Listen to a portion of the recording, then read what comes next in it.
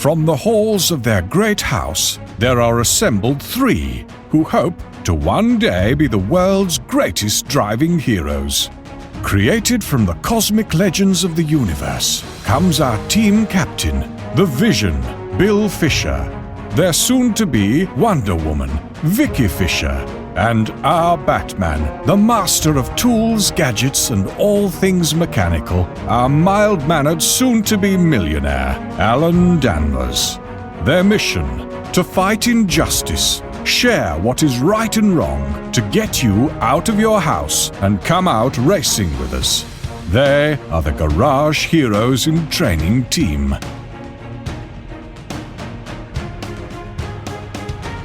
Welcome to the Garage Heroes in Training podcast. I'm going to be one of the hosts for this episode. My name is Bill. Who else is hosting? I'm Vicky. You are? Hey, Vicky, when you were growing up, did you know those people who like to play with like BMX bikes or skateboards or maybe ski? Yeah. Did you ever notice those people tended to grow into car racing kind of people?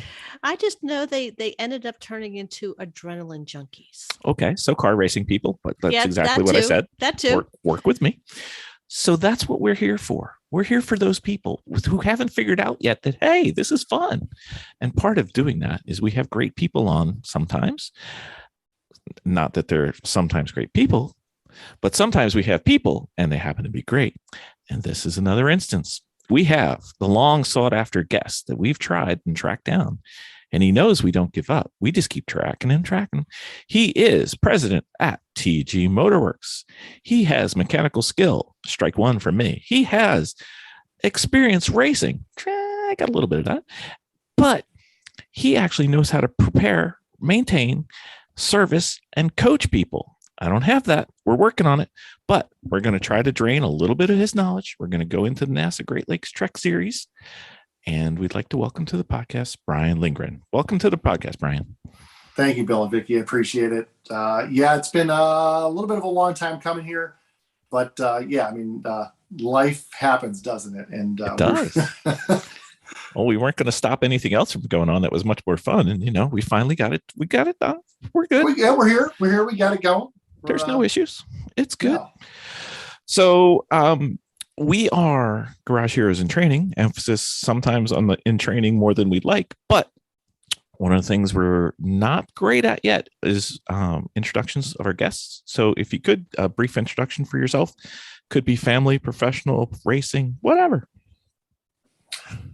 My background is when I was younger, my dad was a mechanical kind of guy. He wasn't a mechanic by trade or for a living, but he actually worked for LTV Steel here in Cleveland, Ohio. He was in IT and doing computer type stuff. But in his growing up, he was in dirt bikes and cars and boats and all that type of stuff. And growing up as a middle-class family in Ohio, we didn't have a lot of money to throw around, but when cars needed worked on in the family fleet, we'd do stuff in the garage ourselves, our own oil changes, tune-ups, wheel bearings, brakes, that kind of stuff. So hanging out as a kid with my dad, handing wrenches, the story in our group of people always kind of tends to be the same thing. It's, a dad or an uncle or a neighbor or something. But Yep. I was the kid handing wrenches. And then when I got to my college years, I went to school for auto tech and motorsports at University of Northwestern Ohio. And then that point moving forward, my dad had a question about a car. I was the guy that was answering questions, and he was handing me the wrenches. And I think to this day, I think he enjoys that. I got a shop in my backyard and a lift, and anytime something he's done on one of his cars now, he just brings it over and drops it off. There's no him standing there handing me wrenches. I think he thinks he's got his own personal repair shop at this point, which, how can I fault him, right? He spent all those years raising me and paying for all my stuff and dealing with me being a pain. So I guess at this point in life, he has probably earned that. See, that's my problem. See, my father was a woodworker, so I can do wood. It doesn't help me a whole lot in a race car, though. Not yet. Yeah, I could see a problem. Well, you know how to work with tools. It's the same. It's kind of the same thing, right? Go with the story. I've got Vicky learning how to do this stuff. All I can do is I can make shift knobs. I can make those like they're going out of business. Hey, on the upside for you, right? You have somebody else that you are training that skill set to, or having them learn that skill set. Mhm. So you have a lovely assistant, if you will. I do. My wife is a car person as well. That's actually how we met. She was selling cars at a car dealership, put herself through college, and I was doing paint repair and refinishing on used cars on the car lot. That's actually both come from some type of automotive background. We both have a love for cars, and two car people together in the same family, probably like Works your out. similar situation. Turns out you build a house in the country and you put up a building and you have a space and you fill that space full of cars and dirt bikes and boats and scooters and tractors. And I can keep going on. I probably should stop because I don't want to remind myself of how much shenanigans I have that I have to pay insurance on. So I fully understand. Going forward, my driving experience, racing experience, in those regards, I raced some motocross when I was a kid. When I got to my driver's license years, first thing I was able to do was autocross. So I spent many years just parking lot autocross. Local club, Akron Sports Car Club, used to run at the old Firestone plant. Obviously, where I live, I'm about 30 minutes south of Cleveland, 20 minutes or so west of Akron. If you're familiar with Akron, Goodyear Rubber Company. Goodyear tires, Firestone tires were both based out of Akron at one point. So the autocross clubs used to use their parking lots at those places for autocross. So many Saturday or Sunday, I'd be down in Akron somewhere or doing a local autocross and kind of learning my, car handling skills, if you will, that way. Kind of went from cars right away in my late teens, early 20s into go-karts. My first experience at Mid-Ohio Sports Car Course, our home track for us, 100cc Yamaha go-karts with Dart Car Club at Mid-Ohio Sports Car Course. So here I am, Mid-Ohio, 19 years old, semi-lay-down go-kart. I've been there many, many times as a kid growing up, going to Valvoline runoffs and STCA runoffs and stuff in Mid-Ohio. But my first actual on-track experience in Mid-Ohio, go-kart, back straight away, 105 miles an hour in a go-kart, whatever, quarter inch off the ground. So quite the eye-opening experience for your first Mid-Ohio session. So what kind of car do you drive now? Now I actually race a Spec E30 BMW with NASA Great Lakes. That's my current race car. Raced a bunch of different stuff over the years. I used to have a Subaru WRX Time Attack car that I raced quite different places in the country. I lived in California for a number of years. Kind of started my actual wheel-to-wheel racing career on the West Coast with NASA West, when it was still NASA West, at places like Buttonwillow, Willow Springs, California Speedway, Miller Motorsports Park before it came Utah Motorsports Campus, which is what it is now, Firebird, and Phoenix, and some other stuff. So current race car, not Subaru, BMW 87 325 IS is what I'm racing currently in NASA class called Spec E30. I don't fit great in a Spec Miata. I like Spec Miata. Sorry, I think the BMW E30 is a cooler looking car than a Miata. And I had a couple friends running Spec E30, so they talked me into building one of those, because we, as a team, myself and two other buddies, we race BMW E30s and other endurance series as well, whether it's Champ Car, WRL, AER.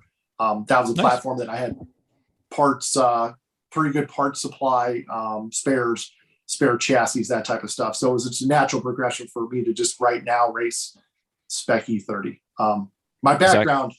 Is that getting harder to do now? Because they're starting to get pretty old relative to, it's not even the parts as much as the getting cars or spare chassis. You guys are familiar with BMW platform a little bit too. Sure. So you're right. I mean, COVID definitely put a damper on a lot of things, good and bad. I mean, on the negative side for race cars, it really pumped the values up of some of these older, let's call nostalgic cars. I'm 41 years old.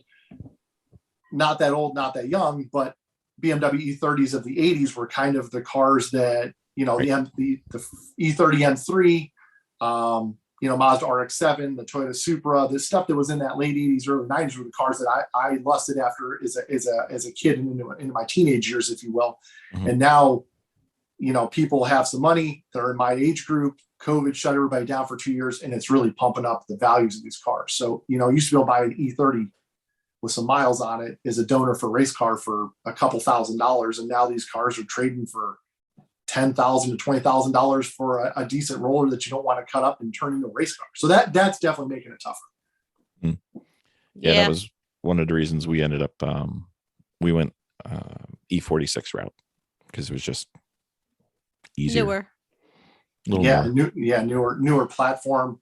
And part of it, I think you went into, or were leaning towards as well, as part supply. The part supply, the aftermarket manufacturers still make parts for the E30 platforms. Stuff still readily available. For the most part, is from a consumable standpoint. Mm-hmm. But things like mass airflow sensors and some of the other components now are obsolete. And turns out in Spec E30, it's just like a showroom stock class. You basically have to run the car more or less bone stock in terms of performance. You're allowed to put a suspension on the car and safety systems, obviously. But, driveline performance parts are not allowed. You got to run a factory airbox, factory a mass airflow sensor. And a lot of guys are having mass airflow problems now. The sensors are 30 years old now, and nobody makes a new one. You can't buy a new one. And, it can cause you to lose a weekend if you lose one. And trying to find a used one in the junkyard, you can't even find them anymore. And that's becoming a big problem. Right. Yeah, I can see that. So, where do you see your racing journey going with, now that you're leveling up and continue leveling up? Where do you see your end game at? So it's funny, here's where I'm at in my racing career. I am, as I said, 41 years old. Okay. So in the age group of all of this, not that old, not that young. But my racing career itself has been going on for 20 years. I've basically been racing something automotive related, minus dirt bikes. If you add dirt bikes to it, it's even a longer tenure than that. So let's just say most of my adult life, I've been racing cars, like I said, 2022. So 22, 23 years now. I am actually on the downside of my racing career a little bit. I now have a 2-year-old daughter, which is one of the best things that's ever happened. Great wife, love cars. I love the hobby. I love the people. I did coaching for a number of years.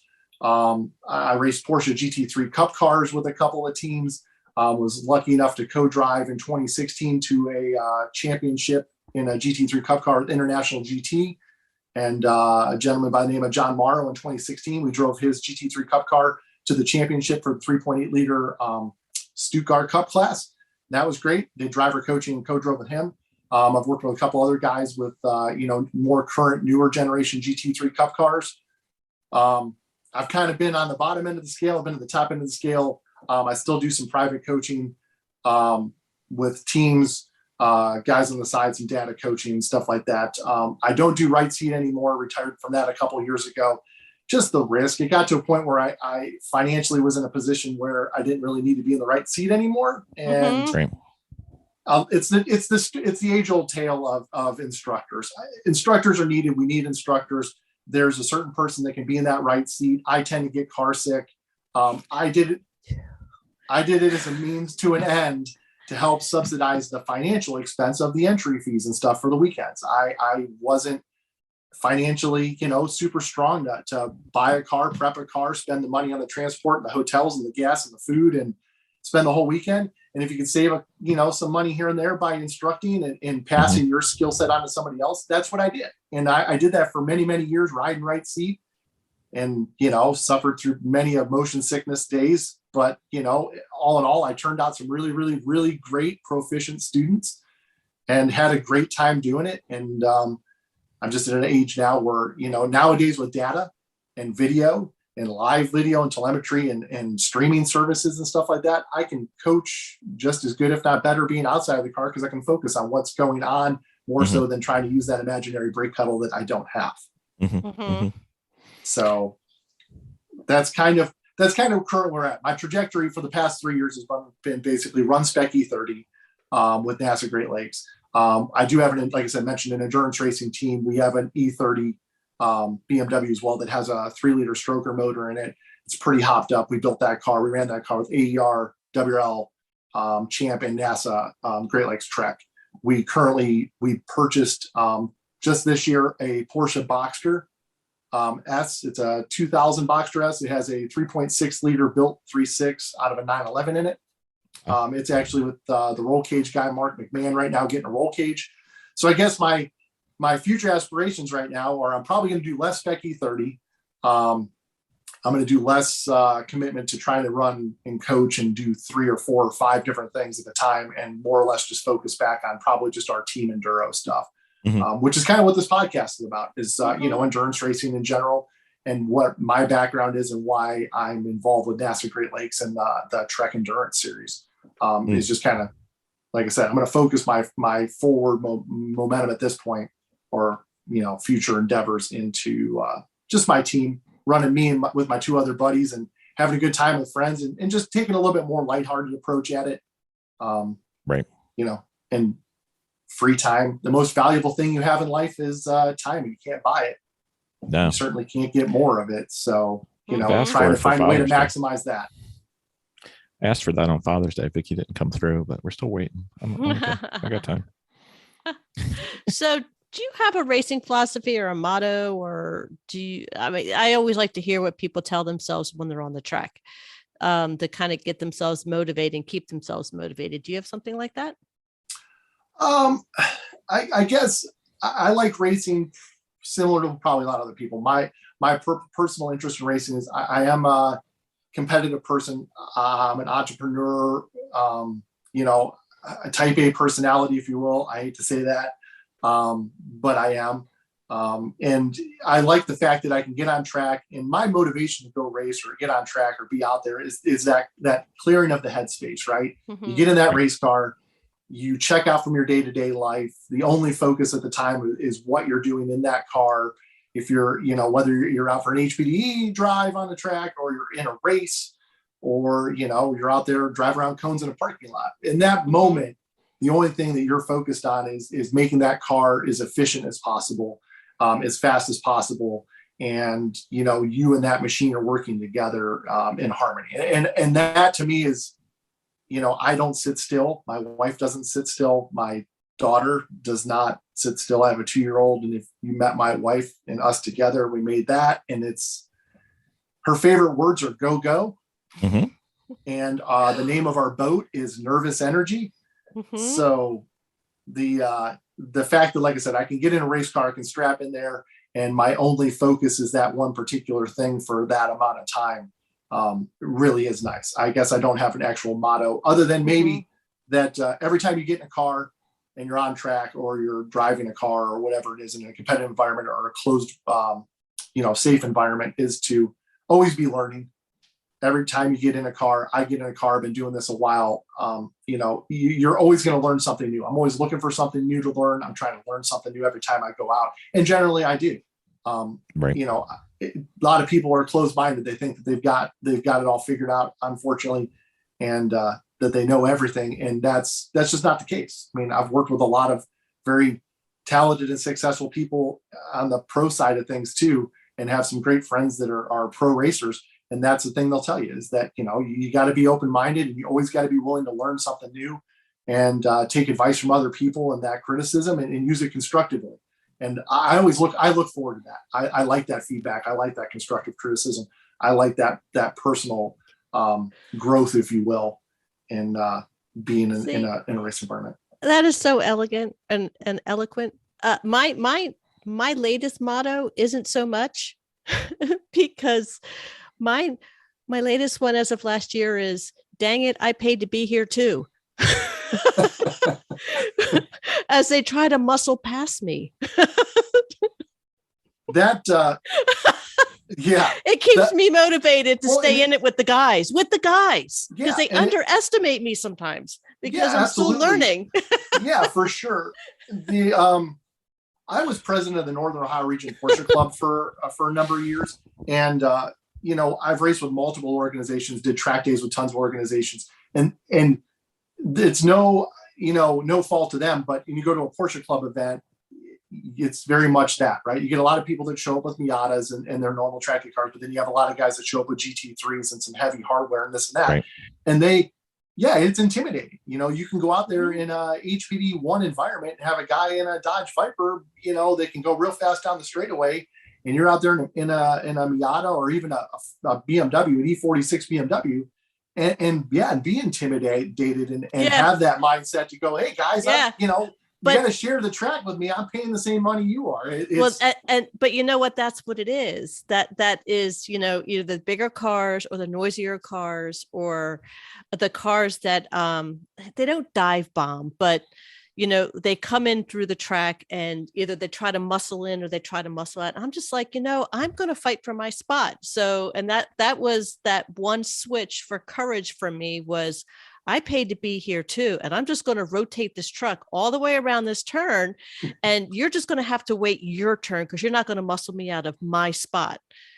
So, that's but racecraft right there. You're learning racecraft right off the bat, right? You're learning to deal with traffic. You're learning to hold your position on the racetrack. Right. You're learning to hold that line and not yield and give way. And you're learning to be predictable. And those skills are the core skill set you want to know and you want to learn from day one. There's so many people that'll be meek and move out of the way or move off the line. And that's when you create accidents. That's when you create moves that they don't anticipate. That faster car at a higher closing rate, they're coming down on you at 30, 40, sometimes 50 miles an hour faster closing speed. And then if you just don't hold your line and slide out to let them by and they think they're going to go out around the outside of you and you're unpredictable, those are where those contact incidents happen. So you, by staying and keeping that mentality or whatever the mindset you're using is saying, hey, I'm here too. Yeah, it's teaching you, but that mentally is teaching you racecraft, which is amazing. And that is a great mindset and mentality to have. The opposite side of that is you don't want to add that anger, right? You don't want to add no, it's not anger. Hey, but what it is, what it is it's countering the fear of or semi self-preservation or being too nice and waving everybody by when I know I have potential to hold that line, and I have the skill to hold that line. And, it's just preventing me in my own head to not move out of the way or not to so much flag them by and just focus on traffic and maneuver traffic. And that's predict great. Traffic. How about predict what the traffic is going to do? Well, and but some of it too is controlling what you want the traffic to do as well, right? So ultimately you have even more control because you are creating the scenario you want and forcing them to kind of adapt to that scenario, which is once again learning that racecraft and learning that skill set. Well, so when you're in a race and you're hounding somebody to get by and you're filling their mirror full of your bumper, or you're going inside and you're trying to intimidate them a little bit, you have that confidence to go do that and know that you have the skill set to pull off that maneuver or that pass and do it safely. Right. Spec racing very much is that. And the spec races, spec Miata, spec E46, spec E30. It doesn't matter, spec Corvette, doesn't matter what power level car you're racing. Everybody's got the same hardware and it's all drivers at that point, driver skill set. And it's fun to run with a bunch of people that have that confidence and they have that ability. And like I said, confidence is key there, and that you're confident in their ability, right? Everybody's out there and I'm trying to protect my car. I like my car looking pretty nice and I try to keep it nice. And, I want everybody to work together, but we can race really, really close. I mean, we can put mirrors together and fold each other's mirrors back in a pass and mess around with each other and a little bit of tap here and there, but we're not coming back with doors caved in and stuff. And we all get out of the car and the camaraderie is great and have a great time. But it mentally fulfills you though, too. Mentally it fulfills you because you're out there and you're going, hey, I got the chops. I'm controlling this race. I'm making these passes. I'm making these moves. I'm standing my ground to the bigger bully guys out there. And confidence is king. You know what I mean? If you can stay confident in that environment and whether you're getting hounded or not. it's an incredible switch when that happens. And mine just happened quite recently. But it's incredible when that switch does happen and that confidence does come. It's like, you know what? I can do this. I can roll with it. Yeah. So anyway, sorry, but that's been my latest motto. Yeah. I'm sure it will change. Enough about me. What do you think about me, Miss sorry. Vicky? Anyway, Sorry. Hey. So, since you can always learn, one of the best things that we've had, besides going to HPDE events, was getting to practice what we learned at the HPDE events in an endurance type atmosphere, because there's nothing like getting 50 or 60 laps to figure something out that even the biggest dummy who's speaking right now can eventually figure out, hey, this is a good way to go around this turn. And those weren't. When you get 60 times to do something, you should get one of them right. It's just, blind squirrel finds a nut thing. And we were very excited to hear that NASA in general started the TREC Racing series. And specifically, we wanted to have you on to talk about at least the Great Lakes version of the TREC series, but probably NASA in general. And since you were the only person who didn't take a step back when they said, hey, who wants to lead the Great Lakes TREC series, you got the short straw. You are the man. So welcome. Yeah, thanks. Part of it, so TREC in general, NASA TREC, for the people that maybe aren't familiar with it, NASA, well, shoot, this is our third season of doing this. Mm-hmm. NASA came out with basically looked at what the other competing, if you will, well, not really competing at the time, but what other organizations were doing, right? Over the last 10 years now or so, it started with Lemons Racing, 24 Hours Lemons, then Champ Car, then from there, AER, American Endurance Racing, and World Racing League, WRL, sprouted out. Mm-hmm. And then there were some other ones that snapped off, which were like Lucky Dog and a couple of others. Mm-hmm. NASA took a look at it and said, hey, this endurance racing thing seems pretty neat. We have our own series, on the West Coast, if you guys are familiar with the 25 Hours of Thunderhill. And Jerry Koonsman started that event. I'm bad with the time frame. I don't remember how many years ago, but anyhow, he's the guy that's in charge of the 25 hours. The Western U.S. does their own endurance series, and it's very work series. I think it is. Yeah, WEC, the Western Endurance Championship, WEC, WEC. So they had that series out there, but there really wasn't anything in the central or eastern United States, if you will. NASA decided that they wanted to kind of start an entry level endurance series. Originally, the way it was put together was it was a pretty loose rule book, small size rule book. Bring a car as long as it's prepared to NASA racing wheel-to-wheel competition rules. Bring your car, bring a couple of guys with driver's licenses, and show up and race your car. Similar to, like I said, Champ Car or a Lemons format, if you will. Mm-hmm.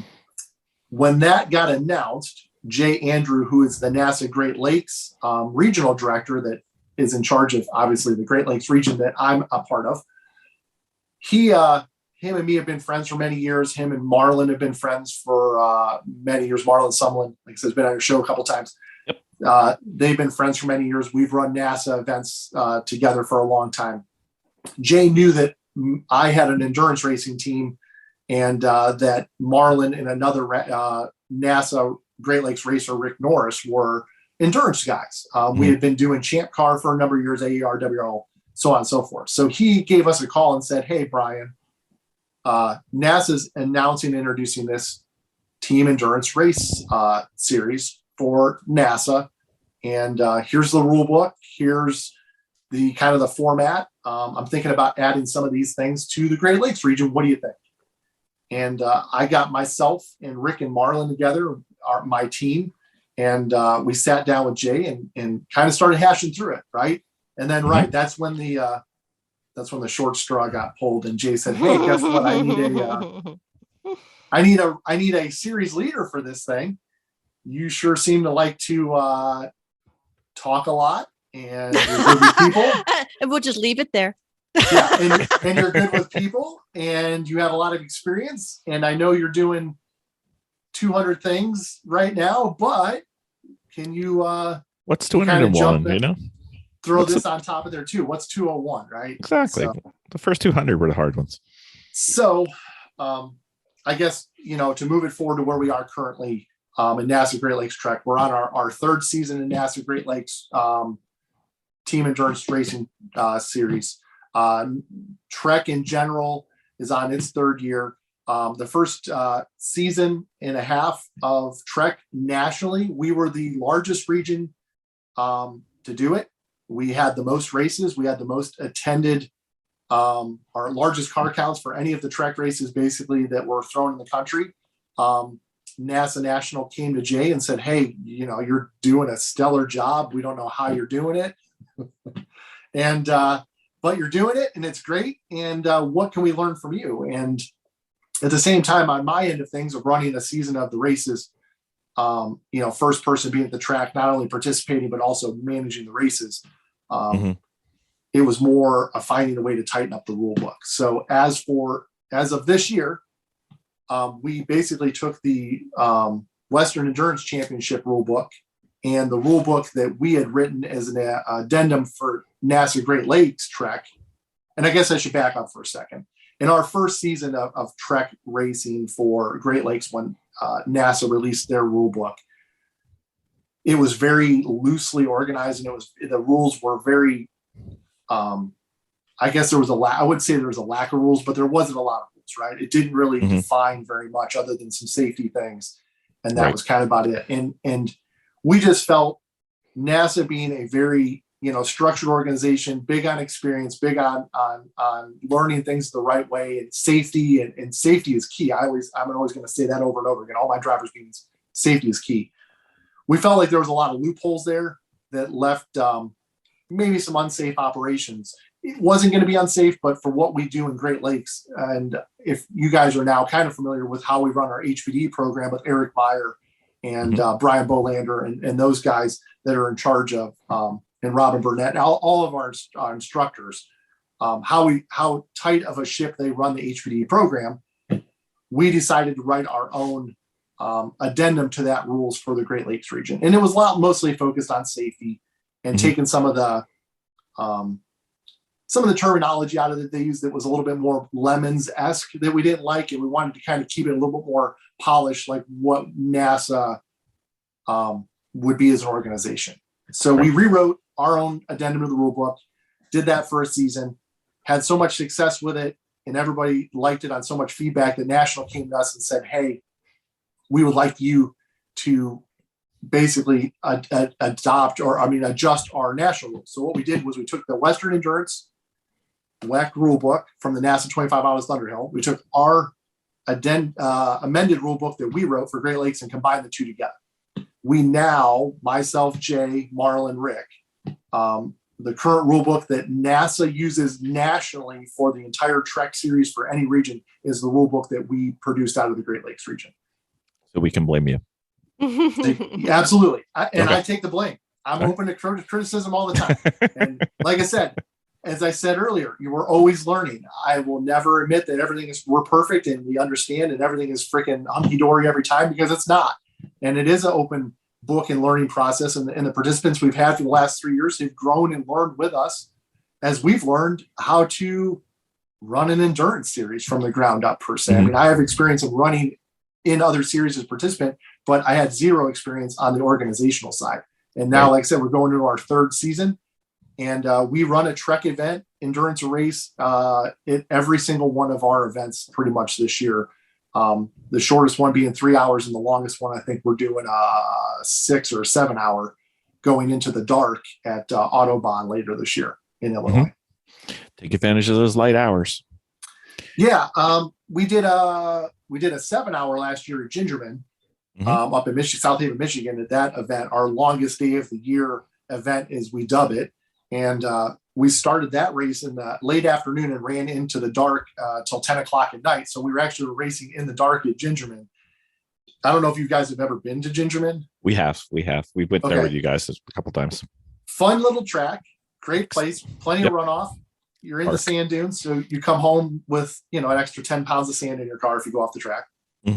But running there at night, for our first event, me and Jay were back and forth, and he was like, "Oh, he's like, it's light enough until 10 o'clock at night. We're that far in the time zone. People won't need headlights." And I'm glad we made everybody have headlights, because at the end of that race, I've got really good headlights on our endurance car, and I still could barely see the flag person waving the checker flag. I went by and was looking up going, I don't know what color flag that is. I think it might be white. It might be checkered. It could be, who knows? So it was a learning experience for us. Sure. Yeah. That place is dark. When it gets dark, it's dark. When it gets dark, it gets dark real fast, real fast too. So this year, our night race we're going to do at Autobahn Country Club, and they have a lighted marshalling system there. So obviously they have, yellow light marshalling system, a little bit safer race operations from that standpoint. So you can see the corner workers, and we're going to run that one this year as our twilight event into the dark. And that will be, I believe, in our October Autobahn event. Yeah. And so we're and it's a constantly a project or work in motion. Every event we go to, we learn something new, or maybe we make a slight adjustment here and there. Jay has been our race director at the racetrack.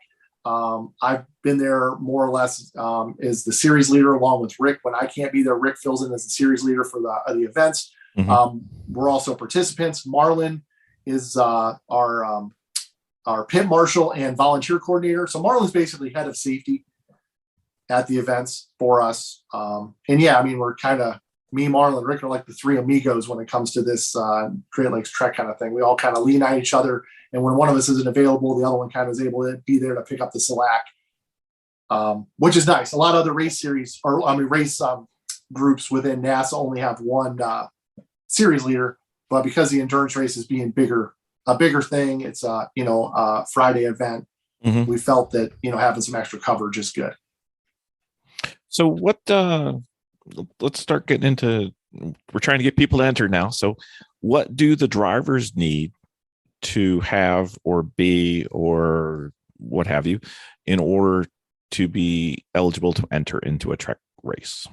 At least. Okay, so for national Trek rules in the national rule book, if you go to the NASA Drive NASA website and go to the rules section and look at the NASA rule book for the TREC Endurance Racing Series, it basically specifies for NASA National that you just have to have a valid driver's license. What we did in Great Lakes and what they also did in Central Region, and as some of the other regions have followed suit, is we all felt that might be a little bit on the lax side, because a lot of our participants in these Trek races are carryover people that are running our NASA sprint races for the weekend, right? So you got people that are running their full weekend race car. They're going to go race Saturday, Sunday in their sprint races, and they just want to get that extra track time. They want to do an endurance race, so they're going to participate in our 4-hour race on Friday. Right. We felt, from feedback, that there was a comfort issue in just putting people on track with just a valid driver's license in a car with no type of on-track experience out there with our tried and true racers. And like Vicky said earlier, everybody's paying the money to be there, but we were trying to avoid those on-track incidents. So in Great Lakes region and NASA Central region, we vet drivers via a resume or a competition license. HPDE 3-level driving experience or higher is what we're looking for. But if you have experience with other endurance racing series, be it Champ Car, AER, WRL, you come up with the name, SCCA, whatever it is, you can send your resume, driving experience resume, to Jay, and he will vet it and then approve or deny. DE experience with other clubs, Porsche Club, BMW CCA, all those things count. We just want to see somebody that has, a decent amount of track day experience. Doesn't have to be wheel-to-wheel experience, but, if you're in a comparable HPD level with another organization, then we're going to let you race with us. And it's all in the name of safety. Once again, I want everybody to have a good time, but I also want everybody to have a safe time. So these events are single day events, single race event type, usually on a Friday, right? So all of our Great Lakes events and Central Region events for this year, Great Lakes specifically, because that's what I'm most familiar with, is Great Lakes. We do a lot of crossover events with NASA Central, but NASA Great Lakes events are all on Fridays. They start with a driver's meeting in the morning, usually around 8 a.m. or 9 a.m. And then We have practice qualifying sessions throughout the day. If your car classifies as a lightning group, as we call it, which is lower horsepower, Spec E30, Spec 944, Thunder Roadster, Spec E46, you're in what they call the lightning qualifying and practice group. If you're in a CMC car, Mustang, Spec Iron, something like that, then you're in the Thunder group. Mhm. Your qualifying times in your practice happen in those sessions. If you're an HPDE driver and an HPDE level experience team, then you practice in the HPDE test and tune sessions through the morning. We, as Great Lakes, we will take the times of the Thunder and Lightning race cars. So if your team has experienced drivers, competition licenses, drivers, we take their times as qualifying. If you're an HPDE team and you only have HPDE drivers, we don't time those sessions. Okay. What we do then is you're going out and you're getting your practice sessions, you get familiar with the track. But when we go to grid the cars for the endurance race, we grid the HPD guys in the back. Once again, safety oriented. We don't want to put, a person out there, even though you can wheel the pants off your Spec Miata. If you've never ever done a race start, we don't want to put you in the front of the field or the first 2 or 3 rows of an actual flying, rolling race start on the back straightaway of Mid-Ohio with 30 cars. It's just asking for an accident. And the feedback we've had is actually the HPD guys like the fact that we do that. And that I tell everybody, listen, guys, it's a 4-hour race. Most of our races are 4 hours. Right. That's a long time. It's not going to be won in the first corner. You, Bill, Vicky, you guys have done endurance races. There's people that want to win it in the first corner, but like they're those never people. the ones that win the race. we can beat those people. Yeah. So yeah, our events are always on Fridays to this point. We basically have a TREC race every single one of our events through the year. We actually have one, I don't know when this podcast is coming out, but we have one on Friday, May 27th. Like I said, I'm not sure when we're doing the time. It's going to come out after that. Okay. So anyhow, this event has already happened and it was fantastic. Great car count, great weather. It was except for that Tim Fokine guy. I mean, he's trouble. Well, we're not going to talk about Tim. That's subject for another day. But Tim is great. Tim is a great guy. It's a lot of fun. He's raced with us in Lemons too, so he makes bad choices. We love him. Yeah. So what about the cars and the levels? So TREC basically is designed to be. It's weird because here's the thing: we try to make it open to everybody, and it is kind of open to everybody, but we've tried to make the rule set too a little bit more user friendly in the way it reads too, because a lot of people, if they're not familiar with NASA, the way the rules are written is very NASA specific and class specific, right? So if you don't know what ST is in NASA, or you don't know what CMC is in NASA, and you go read the rule book, it's like, well, okay, I don't know what these classes are. I don't know what my car fits. We've basically written in a rule more or less now in the national rule book that it almost falls back to power to weight ratio, if you will.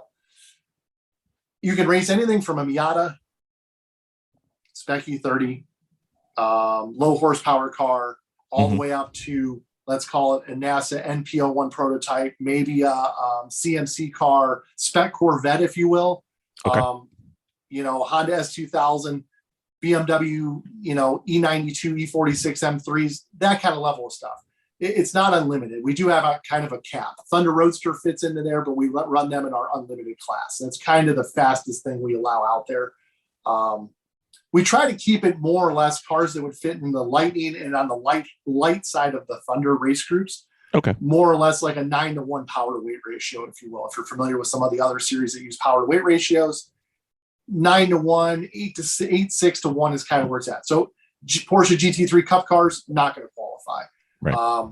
If you show up with a 1,000 horsepower, T1 Corvette or a Trans Am car, it's not going to qualify for TREC. We're trying to cater to that racer group, like I said, like a Champ car or a Lemons racer, or maybe an AR WL racer that are running a little bit lower class groups.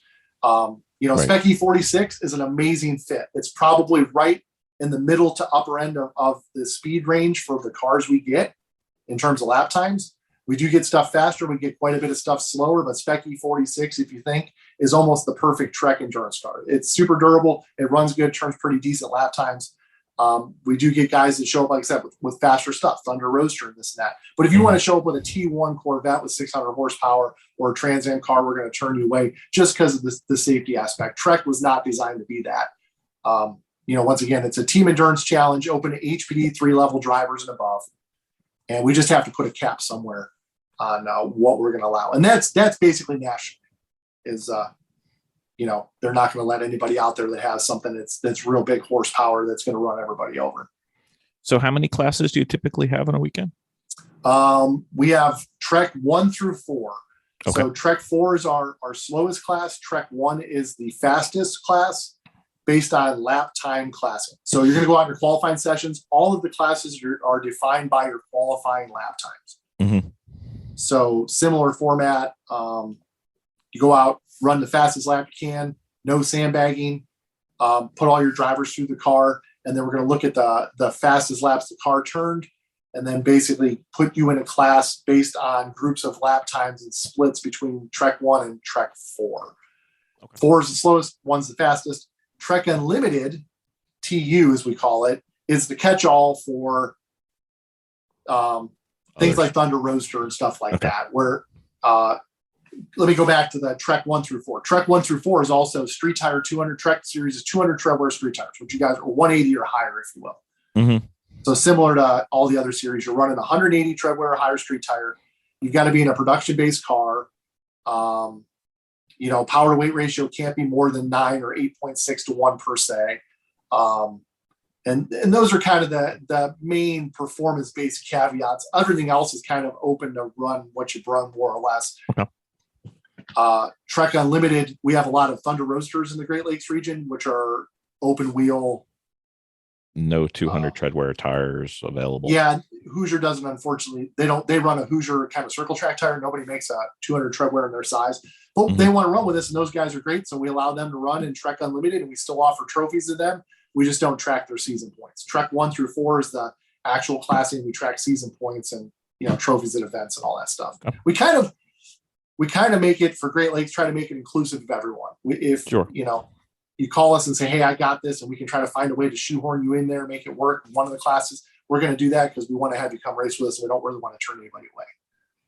Okay, so it's done. Let's assume that you qualify and you set your time and everything, but then one of your drivers he either or she comes in late, or she figures it out and she's better. Can you reclass during the week? I'm sorry, the weekend. I'm used to racing on the weekend. Sorry.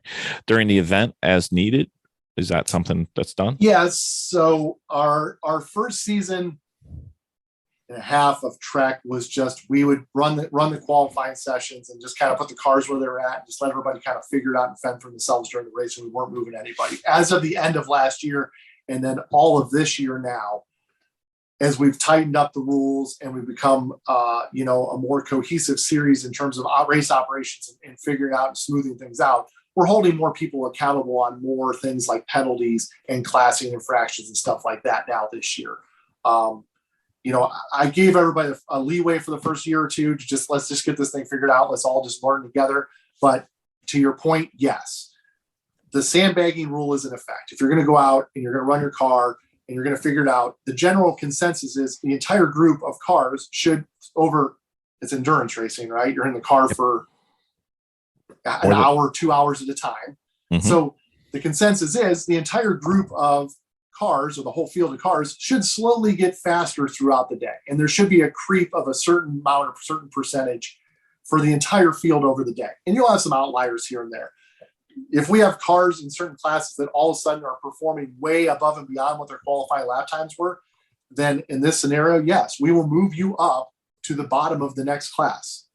Now, during the race operations the other way, we will not move cars down from the class above. So if you're in a class and you're the slowest car in that class, it's not fair to move you down to the top of the class below you, because that could technically, if the spread is big enough between the classes in terms of lap times, I don't want to give somebody an automatic podium. So The idea is to penalize the people that are sandbagging by moving them up to the bottom of the next class. And then that way they're probably not going to be at the top of that class. And it deters people from doing that. Mhm. But it's unfair, like I said, to move people down. So, unfortunately, we only right now run 1-day races. The future plans is to turn this into a potentially standalone series with multi-day races and stuff. And in that case, if you're the slower car on Saturday, then maybe we will move you down for the start of the race on Sunday, and then you start out the next day in that lower class. But Right.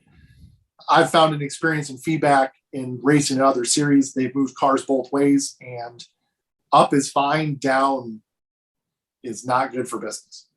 No, it tends to make people get cranky. And it does, because unfortunately you're potentially handing a team a podium when they were in last place of the class above. They're all of a sudden now automatically in first place of the class below them. Right. And You could do bracket racing in that instance. Is more. Yeah. Absolutely. And that it's just not fair to the other teams that have been out there hustling all day, and especially depending on what time you move them. We try to, like I said, get those outliers sorted out in qualifying and practice. And generally I tell everybody, put your fastest guy in the car, make sure he goes out there and runs those lap times that are what the car is capable of. Obviously endurance race. So I tell people, this isn't a 10/10 race for 4 hours. This is a, 6, 7, 8 tenths. If you need to pour it on a little bit to beat a competitor here and there, you do that. But, physically, mentally, and mechanically, the car, there's sympathy for the mechanical of the car. You can't, a lot of these are home built, race cars. They're not production built, factory built cars coming out of, these from like a Porsche, let's say a Porsche GT3 Cup car. They're not a factory built race car. So you can't run that thing at 10 tons for 4 hours and expect it to last. Sounds like Vicky's going to be setting our times for us, get the best one in. So what tracks are you running the TREC events at this year? We started this year at National Corvette Museum. Then we were at Mid-Ohio in April. We're back at Mid-Ohio in May. June, we're going to be running. So NCM was a 2-hour race. First Mid-Ohio was a 4-hour race. The second Mid-Ohio in May is a 3-hour trek. June is our Gingerman race. And that one, I believe this year, I don't have it in front of me. I think it's a 5-hour this year at Gingerman. And then July is Pit Race, which is a 4-hour.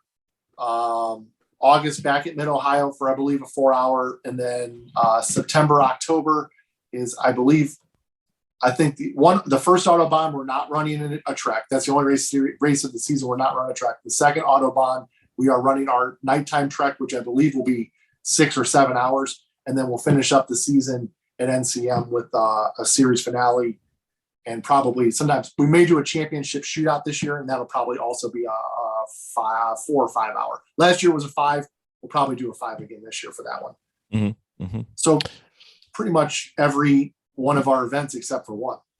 Nice. So here's a request, and you can say a little bird told you this, or you can blame me, whatever you choose. So here's what I would love to see. Captain's log supplemental.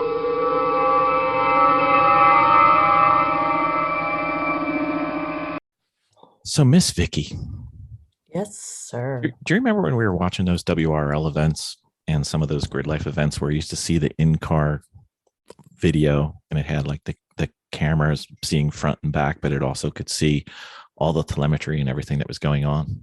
Mm-hmm. Most of the ones that we liked were taken by the Sentinel system.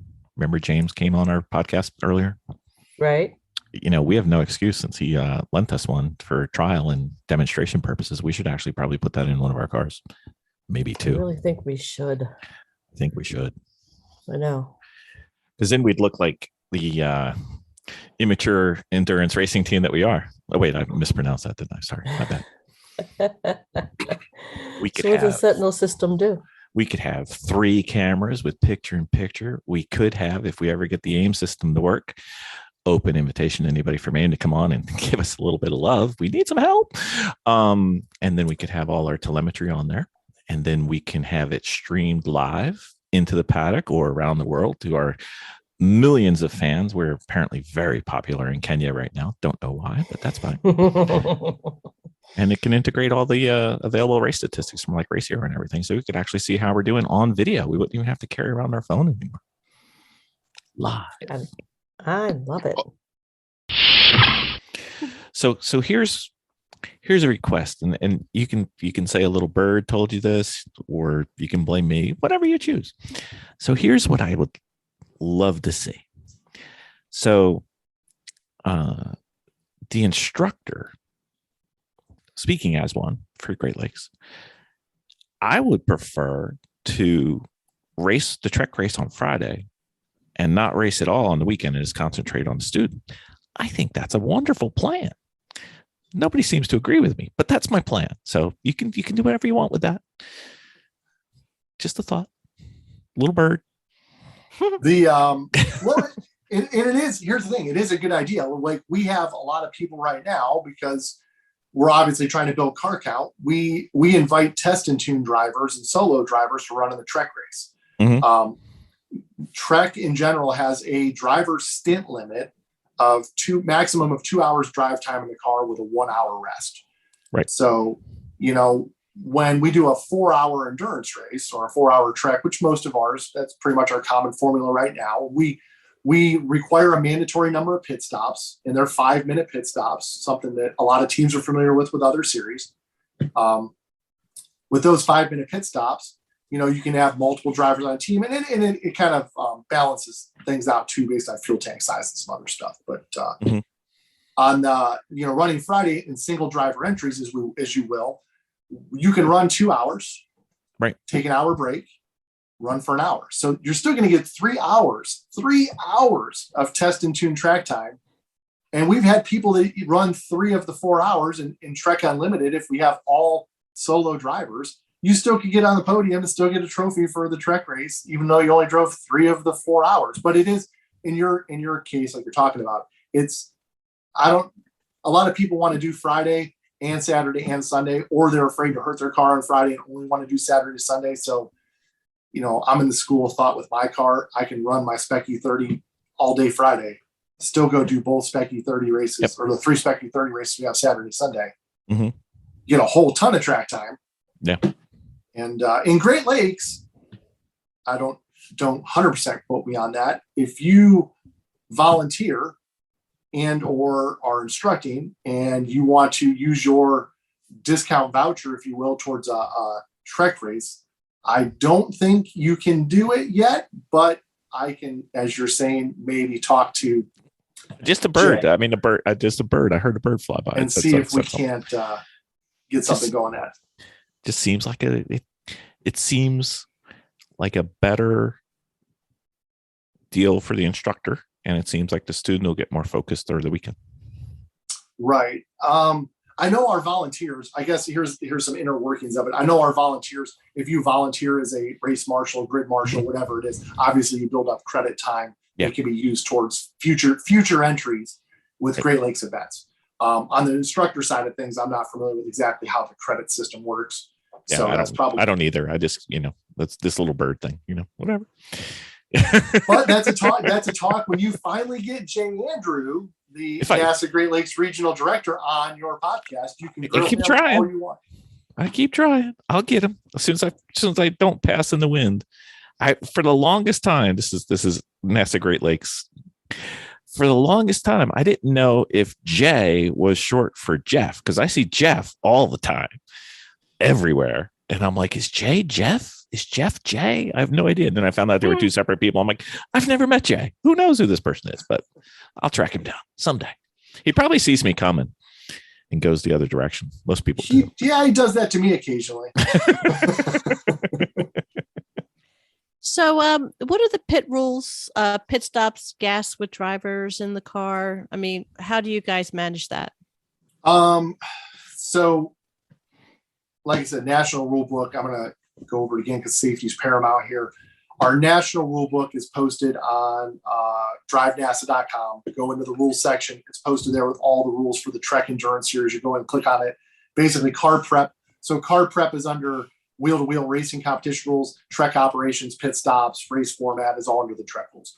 The quick rundown for pit stops for TREC. We require mandatory pit stops for all of our races. Once again, in a 4-hour race, I require 3 mandatory pit stops. Reason being, we have a lot of sprint racers that want to race with us. A lot of guys that have, like Jay has a Mustang, right? A spec iron car. Mm-hmm. It's great for a 30-minute race on your factory gas tank, but it's not good for a 4-hour endurance race. Not so much.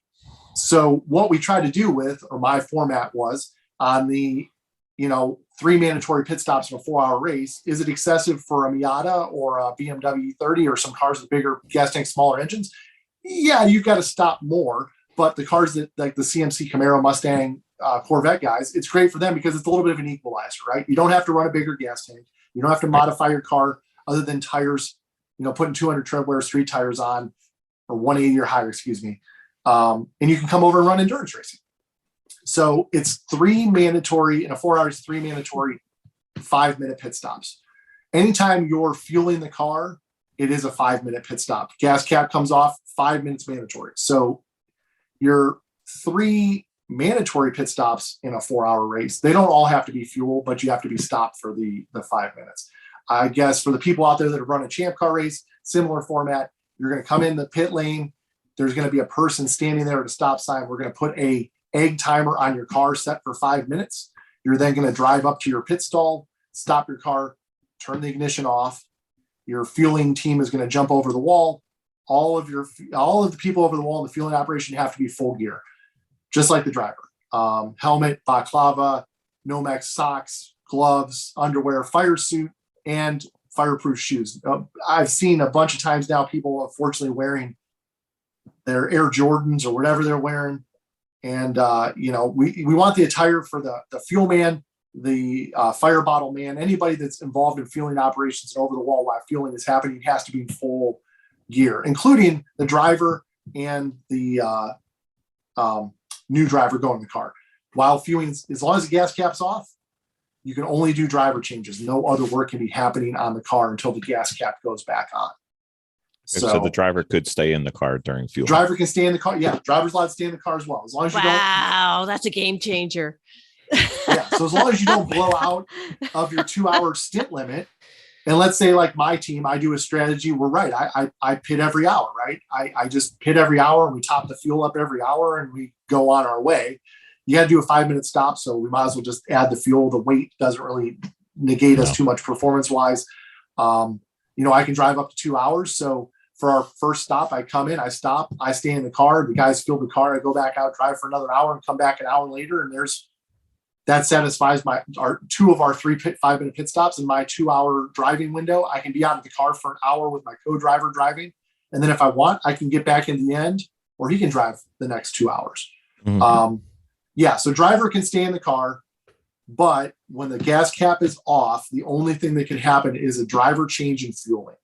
Until that gas cap is back on the car and the fueling equipment is back over the wall, then you're not allowed to touch the car in any other way. You can't, do any other work. Once the gas cap's on, fueling equipment's over the wall, you guys are allowed to do tire changes. You can, if you want, you're allowed to clean the windows and cool shirt box and batteries for GoPros and work on the car. Anything else you want to do after the fueling's done, then you're able to do that on pit lane. You're allowed to do pit stops without fueling and do whatever you want in the car. And they can be shorter than 5 minutes. But remember, you need, like I said, in a 4-hour race with us, you need 3 mandatory 5-minute stops. Right. So everybody else has to do it unless you have, a reason to come in and stop otherwise, maybe safety concern, or, there's so many mayflies and squish bugs on the windshield you can't see. You got to clean it. Your wheels falling off. Who knows? Like I said, you try to, a pit stop every hour is quite a bit. You're in the pits enough that, you can address quite a few issues in that time frame. And we don't specify when you have to do these stops either. I mean, you can do them all in the middle, the beginning. You can place them anywhere you want. I tend to just do one every hour, and that's kind of, a lot of the people tend to do that. But we have teams that will run an hour and a half and then do a stop, and then run a half hour and do a stop, and then run an hour and a half and do a stop. It's and 10 minutes before the race is over. It's kind of whatever you want to do. The only caveat to all of that is you have to complete all of your stops before the end of the race. If we shorten the race due to rain or, black flag or whatever it is, and weather moves in and you haven't completed all your stops, then you get penalized because of that. So we've had people try to game the system in the past where they see weather on the radar coming in and going, oh boy, they're going to black flag this thing. We've only done 2 of our 3 stops. We're going to keep running, even though we'll probably run out of gas and we'll never make it. And then just hope it gets black flag and then come in and they're obviously up on other people. So strategy in endurance racing is key. And I try to reiterate that over and over again to our participants is, those stops that I tell you how many they're going to be, I announce it before the race weekend in an email blast and a driver's video we post up on YouTube. I'll tell you how many mandatory stops we require for that particular race, and those have to be completed even if the race is short. So with NASA being the impressive and organized series that it is, do you send out ahead of time, or do you announce it at the drivers' meeting? Do you tell us where the F1 scouts are and in which turn, so we can make sure that we show our driving skills and prowess during the TREC event? Because that seems to be very important to some of our racers in other series. They need to know. Well, so I'll just give you a quick insider pro tip, Bill, since you're asking me as a semi-professional racing driver, if you will, in my air quotes. Yes. The scouts show up on Saturday and Sunday. You don't have to worry about them on Friday. Okay. So there's no pressure. This is a low pressure series. This isn't going low key as you can get it. The idea is to go out there and have a good time with your friends, have some fun, get some extra track time for the weekend, knock the rust off, camaraderie with friends, work on strategy, invite new teams, new people, teams from other organizations to come and run with us and see what NASA is all about. We're trying to use this as as an entry gateway, if you will, to our NASA, sprint series. Trying to get people to come from other, maybe endurance racing only, and come over here and what's this sprint racing thing all about, and stick around for the weekend. Maybe they want to do HPDE the rest of the weekend, or, they don't want to just do 2 8-hour endurance races in a row. Let's throw an endurance race on Friday, and then I'll come and I'll hang out and do HPD for the weekend. I know, a lot of these teams have teams of guys and cars, but if you've got HPD drivers of different skill set and skill levels too, we have places where you can run the same car in multiple different classes. You might have a licensed race driver on your team that can run in one of the race groups, and you may have an HPD driver in your team that can run the car in the HPD program on Saturday and Sunday. So, we don't want people to think that, I got to haul all the way out there just to run Friday, and I got to haul all the way home and just do a 4-hour race. You can still run the weekend and enter the weekend with your endurance car from other series, as long as it meets our, club code and ethics, safety rules for preparation for whatever class you're going to race in, or HPD. Miss Vicky? So what about the safety requirements for the car? So safety requirements for NASA in general for any wheel-to-wheel racing is the same for any race class within NASA. If you go on the website, the Drive NASA website, look at the standard club code and regulations for the entire NASA series in general, national rules. The preparation requirements for wheel-to-wheel racing in that book are what we hold the standards to for the TREC Endurance cars. So basically full preparation, full roll cages. As of next year, onboard fire systems required, obviously racing seat, harnesses, battery has to be secured, held down, factory gas tank or fuel cell that's in a separate compartment. Ice. Yeah, it's in NASA is pretty thorough in their safety stuff. On that particular topic though, you have to have an annual for NASA TREC. You have to have a NASA annual inspection done on your car.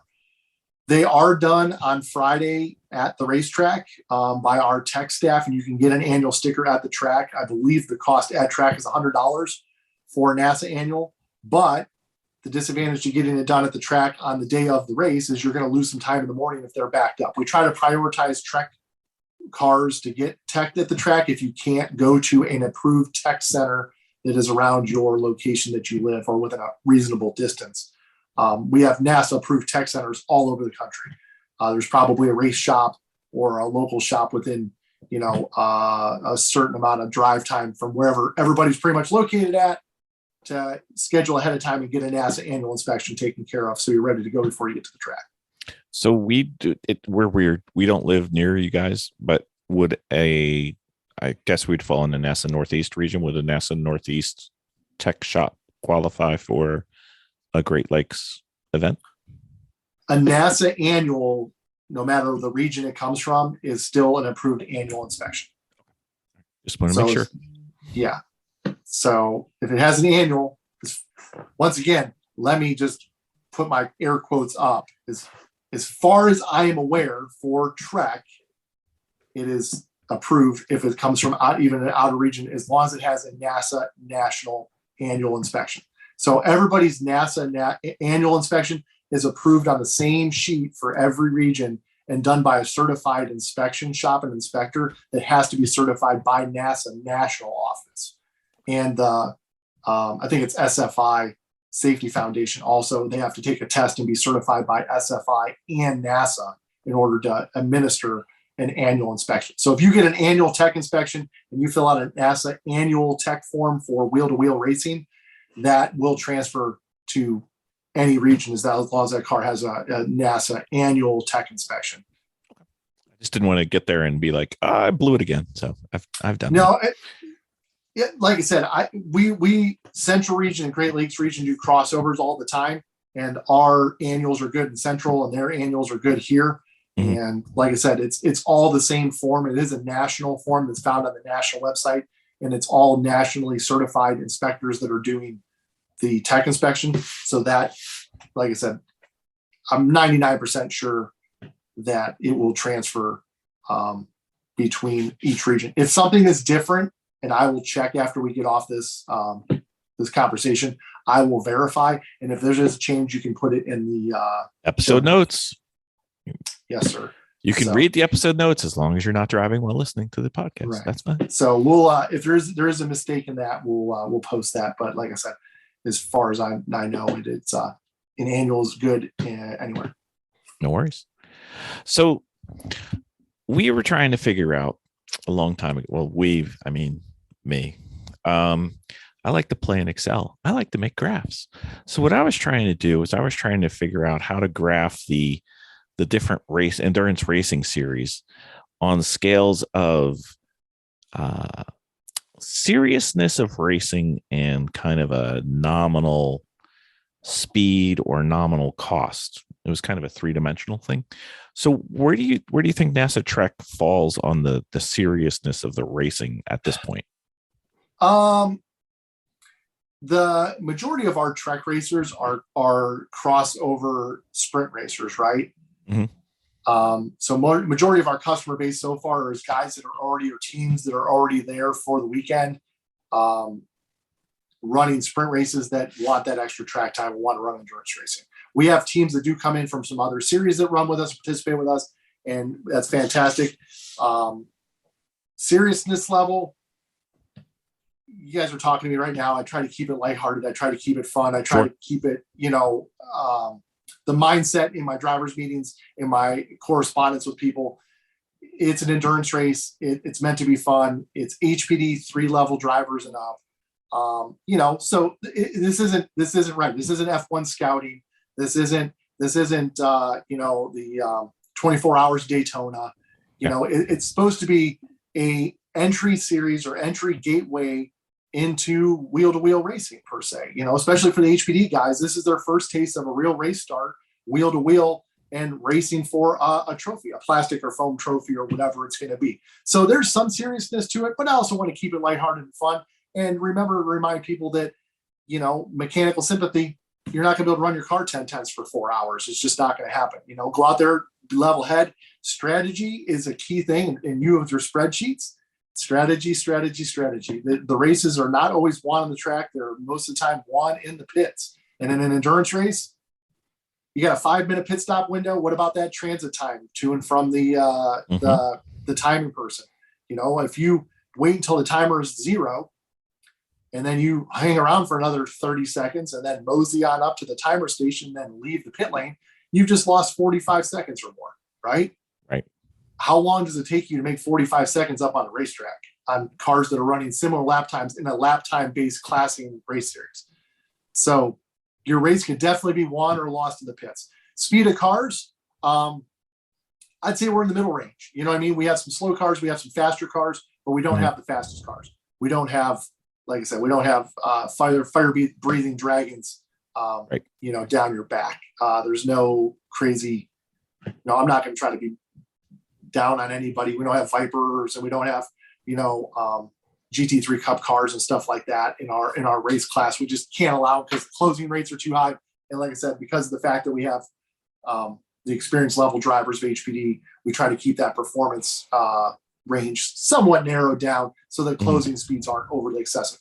In the TREC rulebook, by the way, there is a appendix in the back of cars that fit and where they fit in a particular class. It's just a general rundown of a lot of manufacturers and the classing that car may fit in.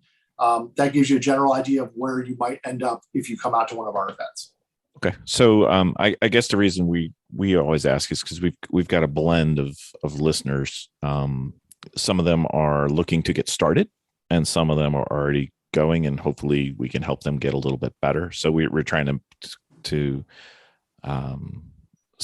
do a qualitative, what's the intimidation factor to newbies coming in. And I just wanted to make sure it's not much. It's not much at all. I mean, we're such a small group right now still, you know, we're growing every year. We're getting bigger car counts. We're adding more people. The pit lane, it's great. The camaraderie is good between teams. If you show up and like I said, a lot of our guys are sprint racers too, that maybe this is their first ever endurance race and they don't have a bunch of people there on a Friday to help them out for pit stops and stuff. Teams on either side. I mean, I'm down there. We jump in our suit. We help fuel your car. You know, we'll help you with the fire bottle. We'll do whatever we need to do to get everybody on track. And it's very much a friendly, you know, great camaraderie between teams. Everybody's helping each other. You know, I've raced with a lot of different series and, you know, the seriousness is there on the track a little bit, but in the pits, it's pretty lighthearted. Everybody's having a good time. You know, Tim Fokeen's raced with you guys. I'm sure he's giving you some feedback. You know, it's a pretty lighthearted atmosphere down there on pit lane when the race is going on. Everybody's hooting and hollering and cheering for their cars. And even the teams that are competing against each other, there may be a little bit of smack talking, but for the most part, it's all in good fun. Yeah. So there's a couple of us that run, you know, they're Miata guys, Speccy 30 guys. We run against each other. And like I said, there's some definite smack talking. And it's funny too, because driver skill, you know, like I got a buddy that runs HPD 3 in a BMW 30, and he's generally my co-driver. And, you know, he's a little bit off my lap times, but, you know, it ebbs and it flows. You know, the guys that have their primary driver, if it's that guy's car and he knows it the best, he's going to be the fast guy. And maybe the teammate is going to be a little bit slower. So there's some strategy in that. Do you match up your two fast guys at the same time, or do you try to take advantage of your fast guy versus their slow guy? And once again, I love the strategy. I love endurance racing. You know, once I went and found this kind of niche of endurance racing years back, you know, I love it more than sprint racing. I really do. I think that, you know, 24 hours of Le Mans, 24 hours of Daytona, I'm not a very big racing spectator. You know, I don't really follow things. I know you're going to be cover your ears. I don't really follow Formula One much at all, or Indy or any of that stuff. But 24 hours of Daytona and 24 hours of Le Mans are my two. I'll sit there and watch them nonstop just for the fact of the strategy. I want to see the strategy. I want to see the mechanics. I want to see what they're doing. Years back, here's a side story. Audi, when they first brought out their LMP cars, they had a way to change the entire back half of the car in less than 6 minutes. So if they get an accident, tear a corner off, or a bad gearbox or whatever it is, basically everything short of the engine, the entire back half of the car would come off. It'd be fresh gearbox, fresh axles, fresh suspension, fresh bodywork, pretty much half the car. They could replace it in like 6 minutes. So eventually that was outlawed and they weren't allowed to do that anymore because they're replacing such a large percentage of car. But for me, watching that and watching those mechanics and watching the engineering that goes into that, even trickling down to my small endurance team, I built our cars in a particular fashion that I couldn't replace entire giant components, but I would build an entire upright.